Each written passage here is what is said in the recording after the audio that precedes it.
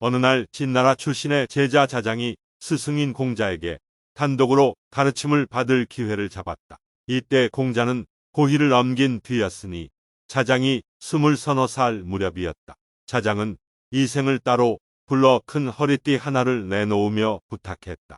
이생, 오늘은 내 곁에서 선생님의 가르침을 한 자도 빠뜨리지 말고 적어주시구려.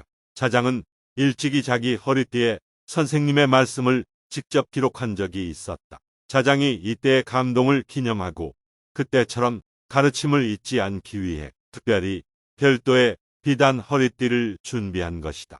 선생님, 저는 벼슬도 벼슬이지만 무엇보다 인간적으로 훌륭한 지도자라는 평판을 얻고 싶습니다. 자장은 어떻게 해야 좋은 리더가 될 수 있는지 알고 싶었다. 공자가 자장을 가까이 불러 말했다. 사야, 지금 내가 말하는 5가지 미덕을 진심으로 실천하고 4가지 악덕을 멀리한다면 좋은 지도자가 될 수 있다. 할 수 있겠느냐? 최선을 다해 가르침을 받아 평생토록 잊지 않고 간직하겠습니다. 공자가 말하는 리더의 5가지 미덕. 첫째, 사람들에게 은혜를 베풀되 낭비함이 없어야 한다. 사람들이 진실로 원하는 것이 무엇인지 잘 파악해 그것을 이루어주는데 힘을 집중하면 낭비가 없다.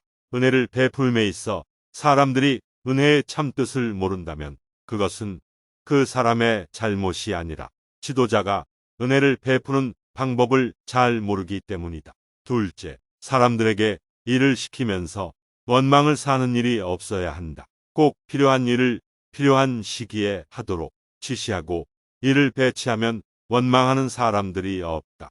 셋째, 마땅히 목표 실현을 추구하되 개인적인 탐욕을 부려서는 안 된다. 누가 보더라도 리더로서 해야 할 마땅한 목표를 제시하고 그것을 합당한 방법으로 추구 실현한다면 이는 마땅히 개인적인 탐욕으로 폄하되지 않을 것이다. 넷째, 어떤 상황에서도 태연함을 잃지 않되 교만하면 안 된다. 중대하다 해서 신중하고 사소하다 해서 자만하는 모습이어선 안 된다.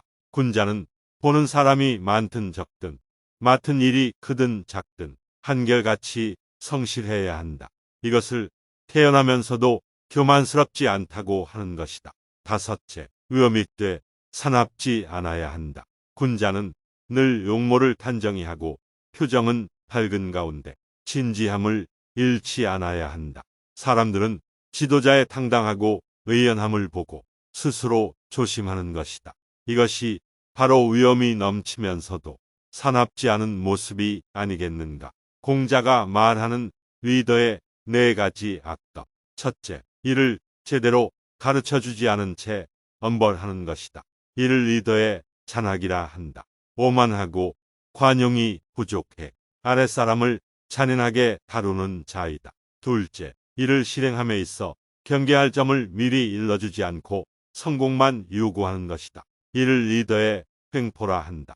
일의 핵심은 전수해주지 않으면서 잘못한 책임을 아랫사람에게 돌리는 부류이다. 셋째, 지시는 늦게 하고 일의 달성은 사납게 독촉하는 것이다.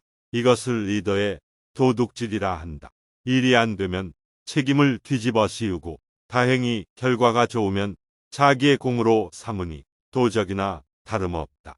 넷째, 마땅히 주어야 할 것을 놓고 온갖 생색을 내며 주는 것이다. 이런 자는 리더가 아니라 창고지기에 불과하다. 마치 자신이 보상을 사적으로 베푸는 것인 양 인색하게 굴고 줄 때에도 줄 듯 말 듯하면서 아랫사람의 마음을 시험하며 공으로 살을 확인하려 드는 자이니 그 그릇에 크기가 소소한 소모품 창고 열쇠를 흔들며 으스대는 자의 크기에 지나지 않는다. 좋은 리더가 되기란 절대 쉽지 않습니다. 하지만 공자가 꼽은 5가지 미덕과 4가지 악덕을 명심한다면 좋은 리더의 길로 들어설 수 있을 것입니다. 미덕을 실천하고 악덕을 멀리한다면 분명 당신을 믿고 따르는 사람들이 많아질 것입니다.